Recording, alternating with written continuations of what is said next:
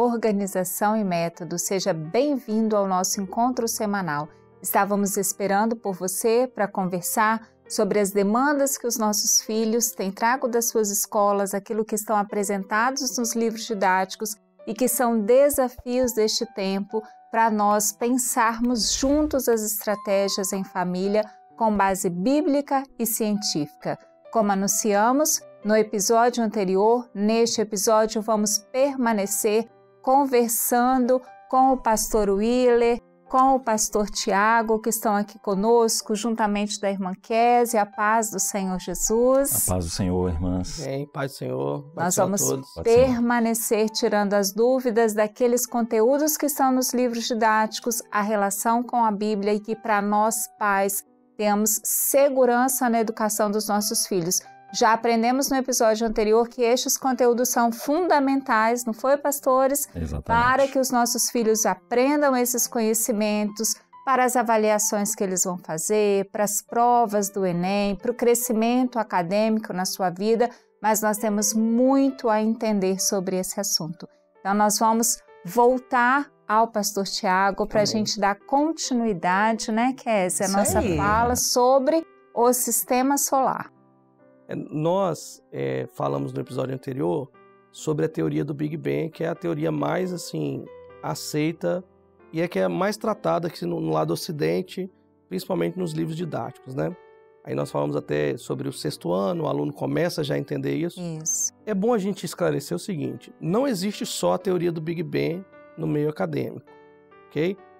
Ele é um modelo que é mais utilizado porque responde mais perguntas, mas deixam muitas outras perguntas sem resposta. Para os irmãos terem uma ideia sobre as teorias que existem sobre o surgimento do universo, existe a teoria M. Enquanto o Big Bang fala que existiu uma explosão e que essa explosão ela vai ao longo do tempo, vai inflando, vai tendo a expansão, né?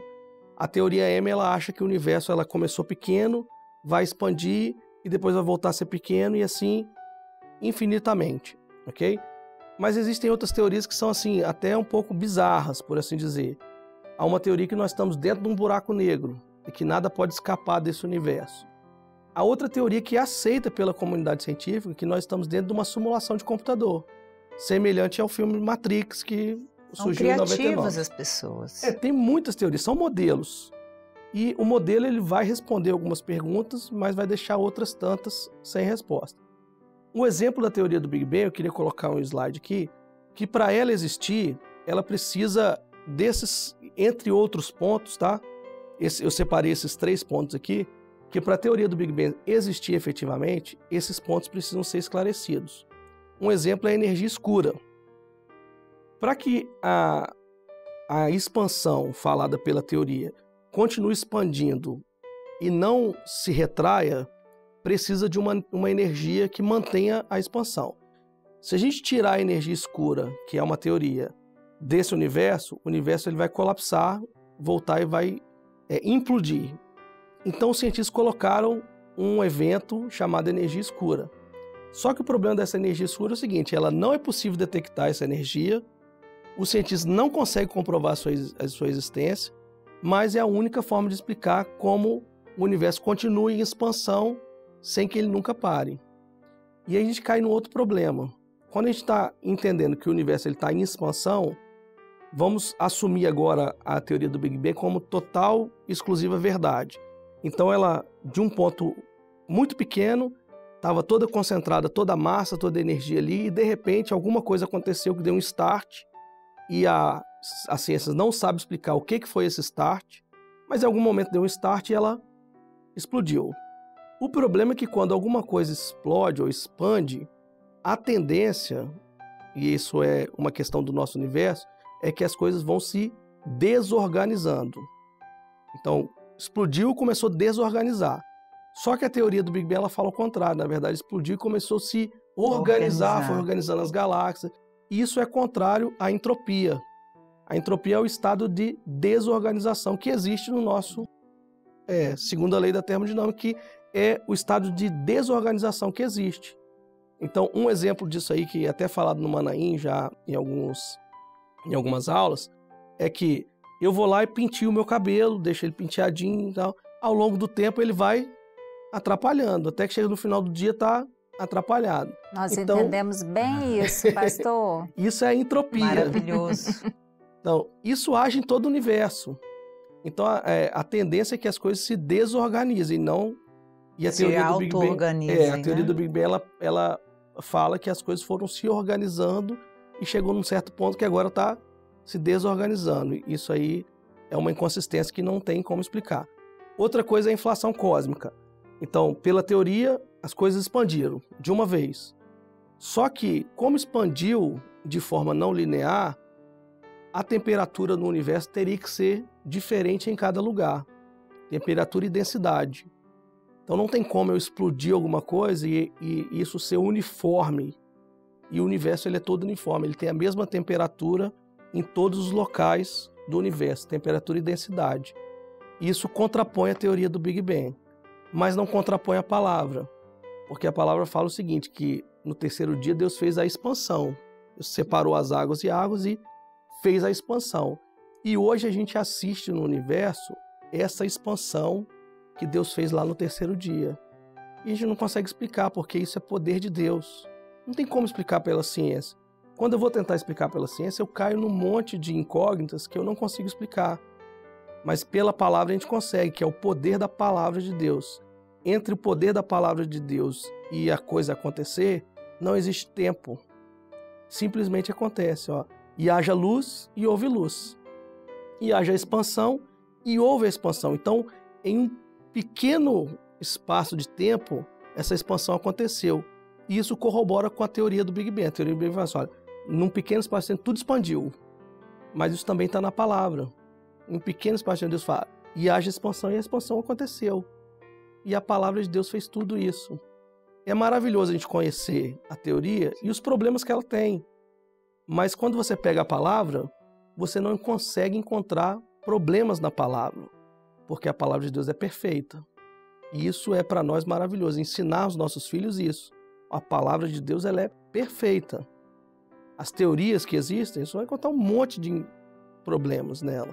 Mas na palavra não, você vai encontrar soluções para a nossa vida humana, mas principalmente a maior solução de todas, que é a salvação e nós morarmos com o Senhor na eternidade, que é o Senhor Jesus. Amém. Glória a Deus. Muito bom. Nós conseguimos encontrar também inconsistências, né, em relação a essas teorias, aquilo que nós temos aprendido nas escolas. Como é que mesmo. Vocês veem essas questões? Vamos sair um pouquinho aí da astronomia, né, pastor? Cosmologia. Deixa né? eu falar um pouquinho. Vamos falar aqui agora um pouquinho a respeito de uma coisa que gera muito questionamento, né, dos estudantes, os nossos, né, das nossas crianças, dos nossos adolescentes, é com relação ao conteúdo que eles aprendem, que é sobre a origem da vida. Eu gostaria até de trazer aqui a imagem. Essa é uma imagem que é muito comum, que aparece nos livros didáticos. Isso aqui é uma proposta, é uma hipótese da ciência para tentar explicar como que a vida teria surgido. E surgiram dois estudiosos, dois cientistas, Oparin e Haldane. É até interessante porque eles de forma independente pesquisaram a respeito do assunto e elaboraram uma hipótese, né, a respeito de algumas ideias sobre isso. Oparin em 1924 e Haldane em 1929, então isso foi na década de 20. E a hipótese deles, eles tentaram ali elaborar uma simulação. O que teria acontecido, né, um período que muitos estudiosos chamam de período pré-cambriano, a atmosfera primitiva. Então, para esses estudiosos, a atmosfera primitiva tinha diversos gases, como, por exemplo, a amônia, o gás metano, o hidrogênio, o nitrogênio, muito vapor de água. Então, a Terra estava resfriando, a Terra era muito quente, havia muitas erupções vulcânicas ao redor do mundo, muitos relâmpagos. E a Terra ela tinha grandes quantidades de lagos. Esses lagos eram chamados de lagos primordiais. Lagos que, ao longo do tempo, todos esses conjuntos de elementos químicos estariam presentes neste lago também.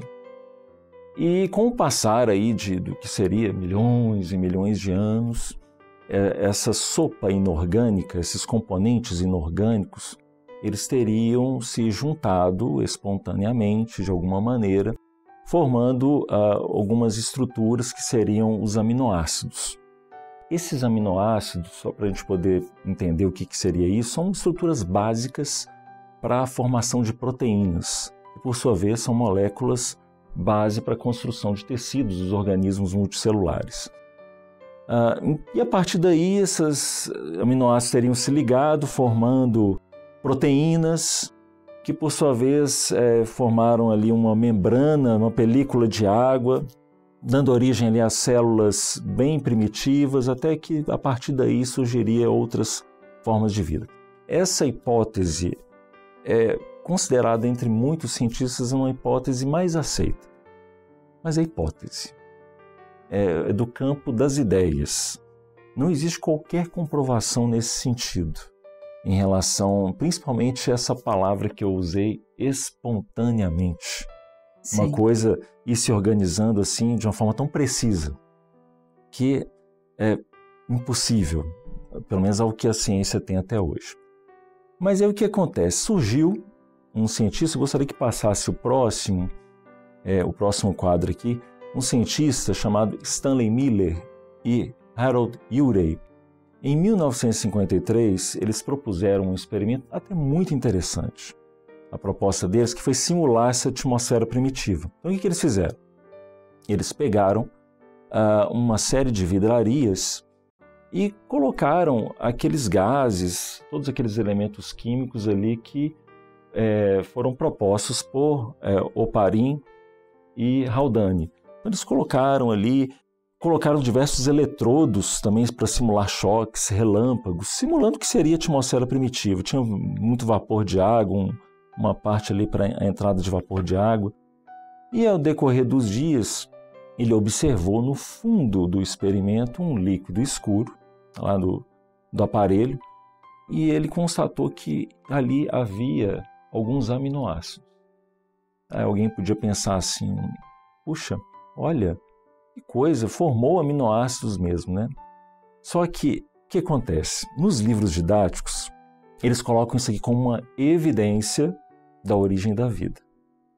Só que hoje, a ciência, são os debates da academia, a ciência sabe que um gás específico que já existia na atmosfera primitiva, isso é comprovado cientificamente pelas rochas, pelo estudo da geologia das rochas, que a presença de óxido de ferro, que o oxigênio, o gás oxigênio, estava presente desde o início, desde os primórdios do planeta Terra. E quando você coloca o gás oxigênio aqui nesse aparelho, não se forma nada. Então, e ainda que se formassem esses aminoácidos, no aparelho de Miller apareceram 8 aminoácidos. Existem 20 aminoácidos que são essenciais. Na verdade, são 20 aminoácidos ao todo. São divididos em essenciais e naturais. E daí tem um salto, né? Exatamente. Como você explica de uma estrutura tudo que existe como vida? Né? Exatamente. E ainda que tivesse surgido, os aminoácidos foram incompletos, mas daí esses aminoácidos se ligarem espontaneamente, formando proteínas, e essa cadeia de eventos é uma coisa muito inimaginável. Então, o que eu quero trazer aqui para os irmãos em relação a isso é que alguns livros didáticos vão ser bem claros com relação a isso. Vão colocar lá que existem algumas evidências hoje que desaprovam os resultados do aparelho de Miller, mas outros não. Então a gente tem que observar isso com muito cuidado. Então esse acompanhamento dos pais com os filhos, ele é importante. É fundamental, né? É importante pelo seguinte, porque o conteúdo em si, nós falamos aqui que a gente precisa de valorizar o conhecimento, óbvio. Sim. Mas ao mesmo tempo, cabe a gente falar uma coisa, que o professor, ele exerce uma influência muito grande no estudante. Principalmente um professor eloquente, um professor que tem um discurso muito bem desenvolvido, ele cativa o estudante. Dependendo da maneira como ele fala, e às vezes ele tem um viés ateísta, ele deixa isso implícito na aula dele, isso de alguma forma pode influenciar os nossos filhos. E a gente precisa estar atento com isso.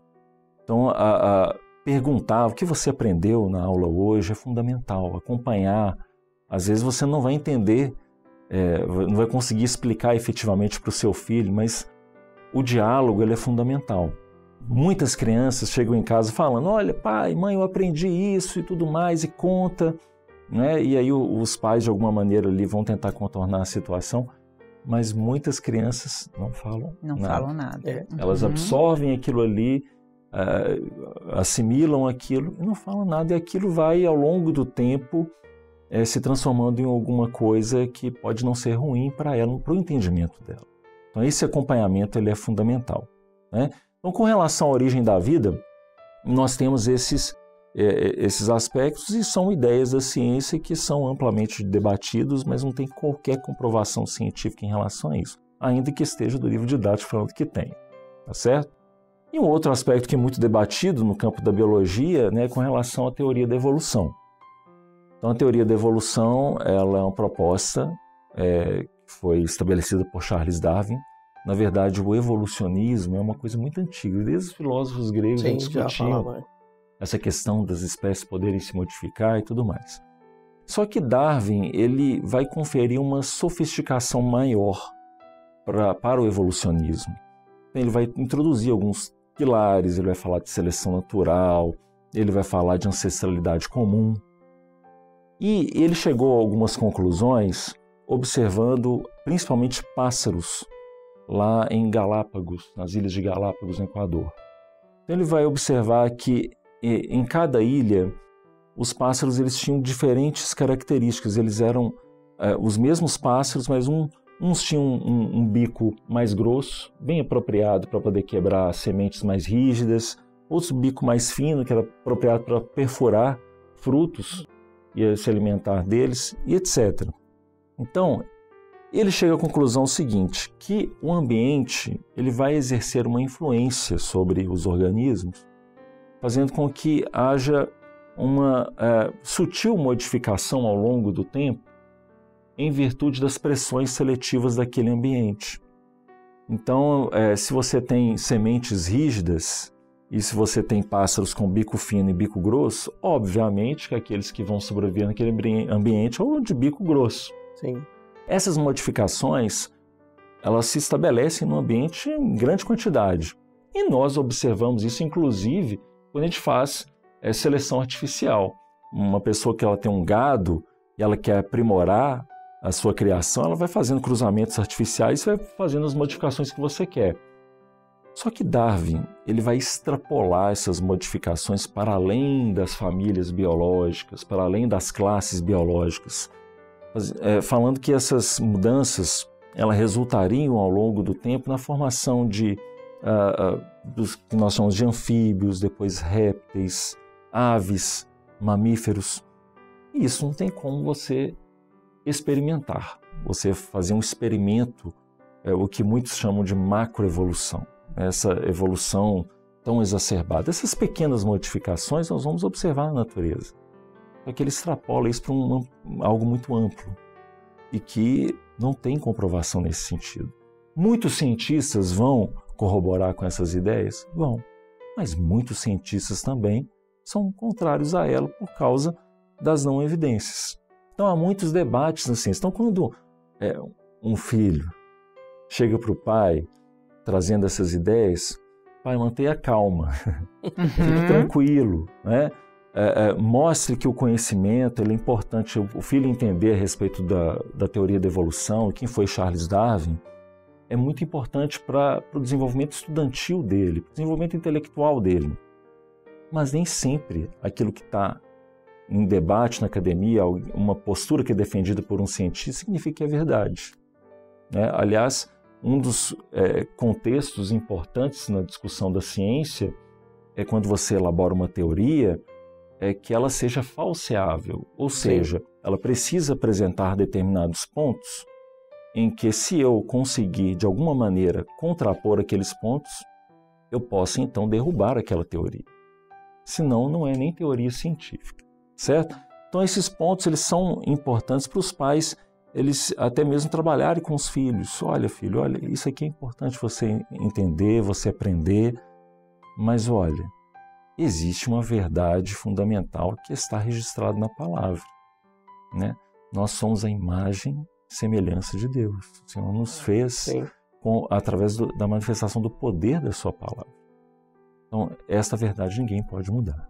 Isso é maravilhoso a gente poder conversar, né, Fernanda? Porque, como o Willer está colocando, muitas famílias ficam preocupadas quando diferentes teorias, né, são apresentadas para os filhos, se contrapondo à palavra. Então, e nem todos os pais têm essa referência a respeito do falseamento da teoria considerada normal, né? Mas como nós podemos ensinar para os nossos filhos conhecer, ser respeitoso com a opinião, com aquilo que está ali, sem desqualificar o professor, sem desqualificar o conhecimento científico que está sendo apresentado e também se mantendo posicionado, né, em relação à palavra? É muito importante essa valorização do conhecimento. Então, quando os filhos, né, eles trazem esses assuntos, é muito importante o pai, ele investigar junto com o filho, com um diálogo, conversando, entendendo o que ele está compreendendo a respeito daquilo. Veja, é muito importante que o pai trabalhe com isso com o filho desde muito novo, que ele busque uma experiência com o Senhor. Porque ele tendo uma experiência com aquilo que é espiritual, ele ouvindo a voz do Senhor, ele vai consequentemente entender, quando ele se deparar com teorias como essa, que aquilo faz parte de uma discussão, de um debate de ideias. E esse debate de ideias, ele é importante para o progresso, não só do nosso conhecimento, mas o progresso da ciência. Então, aquilo que o professor ele traz, ele precisa ser valorizado. Olha, é muito importante isso que o seu professor está dizendo, e olha, você há uma beleza, né, nesse tipo de conhecimento. Sem dúvida, você né? precisa respeitá-lo, inclusive. Não é? Muitas vezes, isso vai depender muito de como o professor ele faz, né?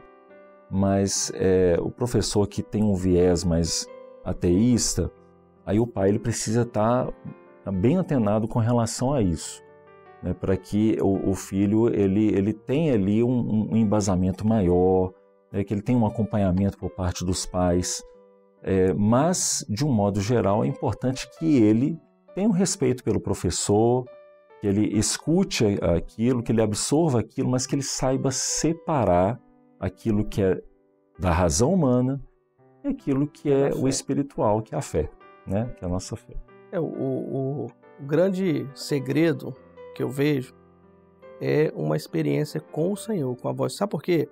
A voz do Senhor, ela é inconfundível. É isso mesmo. A voz do Senhor é inconfundível. Então, a partir do momento que os nossos filhos, a partir do momento que nós temos uma experiência com o Senhor, uma experiência profunda, todas as outras vozes, elas se anulam, porque a voz do Senhor é inconfundível. Então, se eu tive uma experiência com esse Deus que é vivo, com esse Deus que é salvador, com esse Deus que está ao nosso lado, tudo aquilo que acontecer da minha vida daqui por diante, eu vou ter uma referência que é imutável, que é a voz do Senhor na minha vida.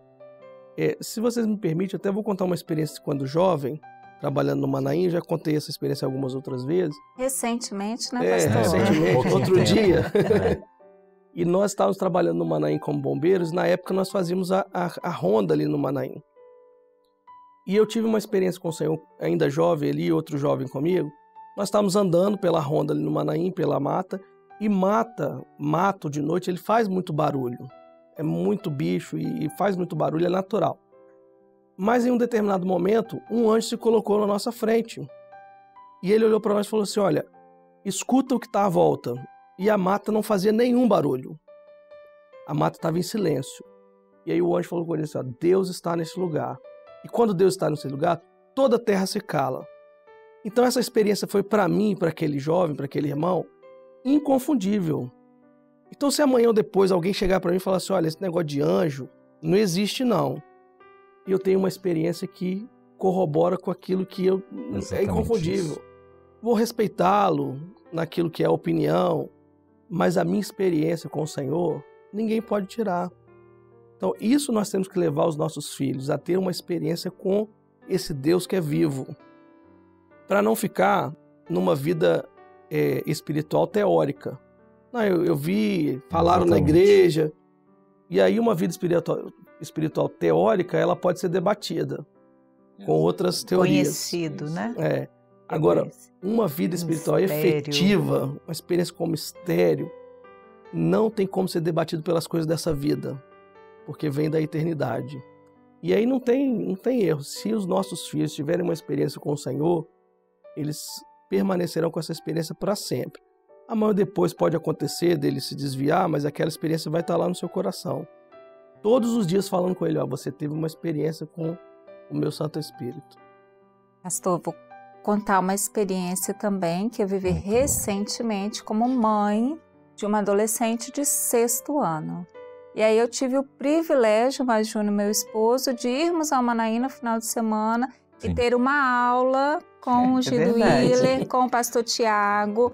E aí eu vou contar para você, pai, mãe que está em casa, para que vocês também possam aprender e eles vão falar se eu fui uma boa aluna ou não. Porque eu já perguntei para a pedagoga da escola se eu vou passar como mãe de 6º ano. Porque são outros conteúdos, são outras vivências. E aí, quando os filhos trazem no livro didático as experiências da origem da vida, da origem do homem, a única ancestralidade, né, que nós conversamos um pouco sobre isso, nós vamos explicar, me corrijam se eu estiver errada, que a ciência é uma produção humana. Então, há vários cientistas que, a partir das suas pesquisas, levantaram as hipóteses, firmaram teorias que trazem diferentes apontamentos. Exatamente. E o pastor Tiago falou uma coisa muito importante, que é: a ciência não tem uma verdade absoluta, né? A ciência vai se modificando, mas a palavra do Senhor traz uma verdade absoluta. Não muda, né? A palavra do Senhor é imutável. Então, o que está aqui é a nossa verdade absoluta. Os livros didáticos apresentam diferentes versões que são importantes para eles aprenderem, para esse conhecimento diário, cotidiano, mas para guardar no coração é a verdade absoluta. Fui boa aluna? Com certeza. E tem muitos exemplos disso. Vou usar um exemplo aqui da matemática. Um pesquisador chamado John Nash. Engenheiro. John Nash, ele desbancou uma teoria matemática, não vou entrar no mérito da teoria, mas daquilo que aconteceu. Ele desbancou uma teoria matemática de 150 anos, em que todo mundo tinha como verdade. E ele, com um pensamento diverso daqueles cientistas, ele reformulou a teoria e refez uma teoria nova que desbancou uma teoria de 150 anos.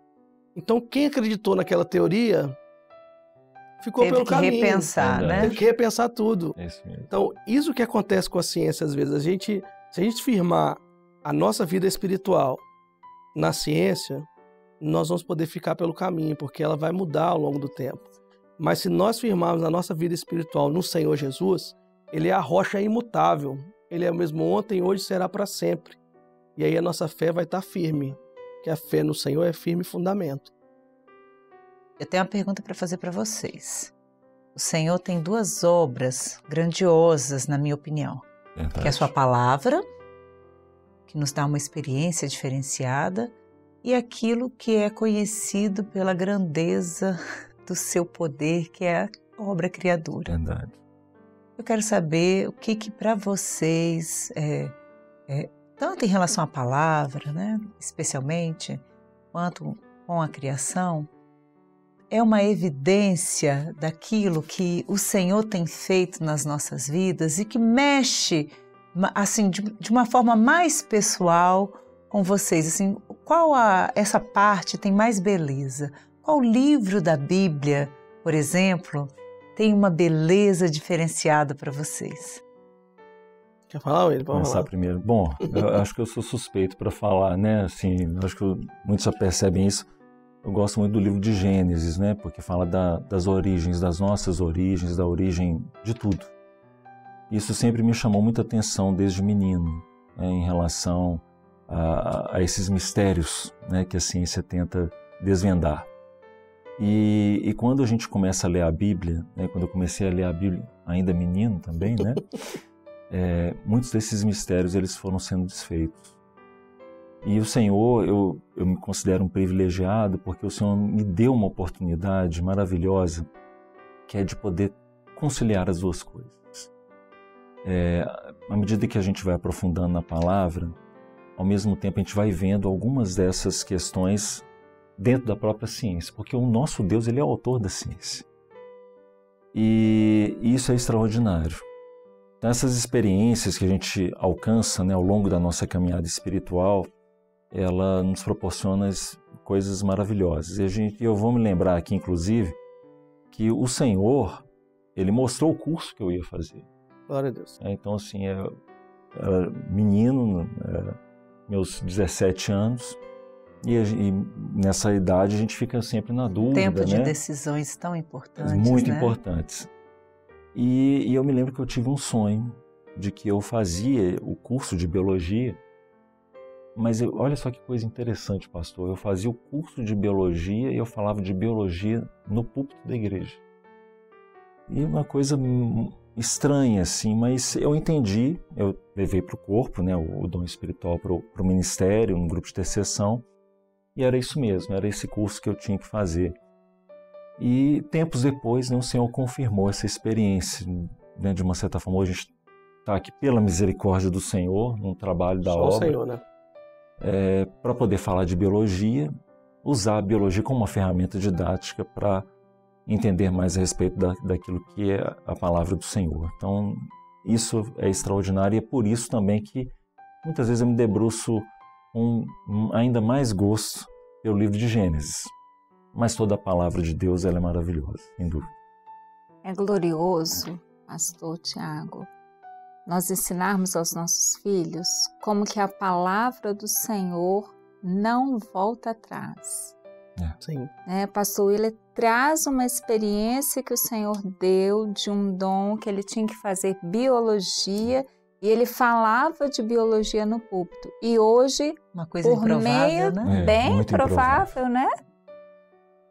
No tempo que ele era menino, não se falava da biologia no púlpito, mas hoje foram os estudos feitos na área da biologia, né, o curso de mestrado que possibilita compor o grupo Ciência e Fé e para ajudar os pais, para ajudar nós, as famílias. Né? Esse é hoje a gente vive um outro tempo nesta obra, que é da gente pensar as questões, as relações da ciência e da fé. Como é gloriosa a palavra do Senhor. Exatamente, né? É maravilhoso. A palavra do Senhor é maravilhosa. No meu caso, como eu gosto muito de olhar para o universo, né, de ver essas formações. E quando você vai ver alguns textos da palavra que corroboram com isso, você fica maravilhado.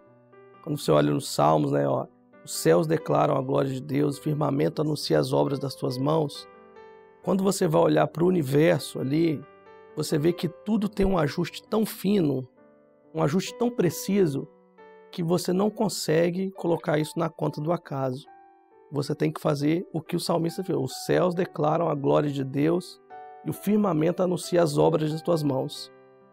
Você vai ver, por exemplo, todo o universo, quase todo o universo, regido pela sequência de Fibonacci, que é uma sequência, mistério, um mistério terrível assim, e maravilhoso. Sim. Você encontrar a sequência de Fibonacci em quase todas as questões do universo, desde a biologia, a astronomia, ao ponto de, algum tempo atrás, ser divulgado o acasalamento das baleias ali perto do Ártico, né?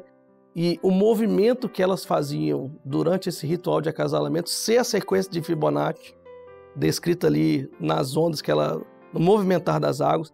Então você vai ver que tudo no universo criador tem a assinatura do nosso Deus. A marca. Tudo tem a marca do nosso Deus, porque Ele criou e ficou a assinatura dele pela sua palavra poderosa. Mas o que mais nos deixa maravilhado é você ver que o Senhor preparou para nós um caminho que salta desse universo criador, onde tudo é finito, onde tudo é relativo, onde tudo caminha para a morte. O Senhor criou um caminho para nós, que salta desse universo criador para um universo redentor, onde tudo é eterno, onde a vida é eterna, onde nada se acaba, tudo dura para sempre.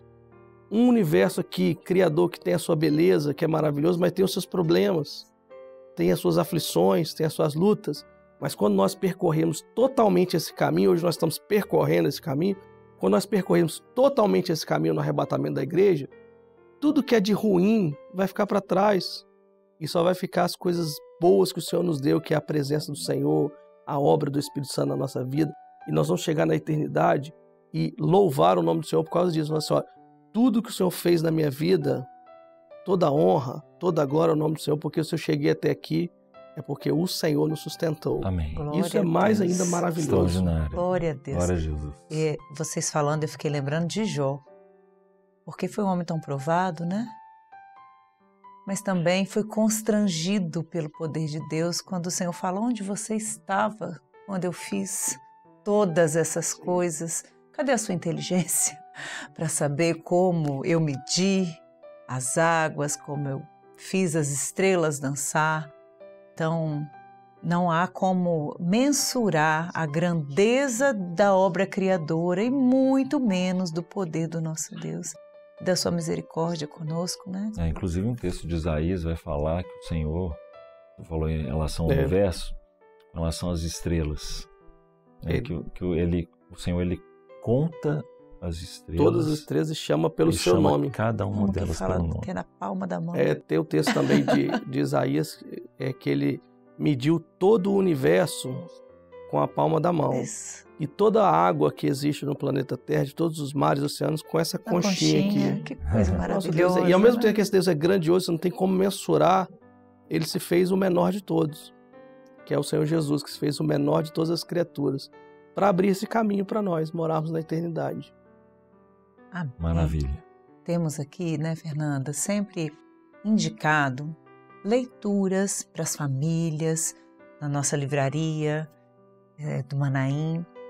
E as leituras, né, as produções do Grupo Ciência e Fé são obras preciosas para as famílias do nosso tempo, para os pais, as mães, os irmãos lerem em família e terem um outro conhecimento também disponível, já sistematizado, a respeito do que é conhecido e também dos mistérios, né, que o Senhor tem revelado para os servos. Então, se nós pudermos fazer uma indicação, aproveitando aqui a presença dos nossos queridos pastores, nós fazemos, que também é a indicação da leitura dos livros do Ciência e Fé, desse grupo tão importante que marcou a nossa geração, né?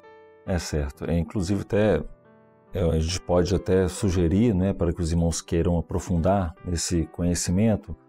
No primeiro livro que foi feito do Ciência e Fé, foi feito de um simpósio do Manaim, que foi trazido exatamente esse tema, a origem da matéria, a origem da vida e a origem do homem. Então existe o livro que chama-se Ciência e Fé, é o primeiro livro que foi descrito pelo grupo de um simpósio. Tem até uma aula do pastor Gedeuti, inclusive, está transcrita no livro, que trata muito desses assuntos que nós abordamos aqui, que estão presentes também nos livros didáticos.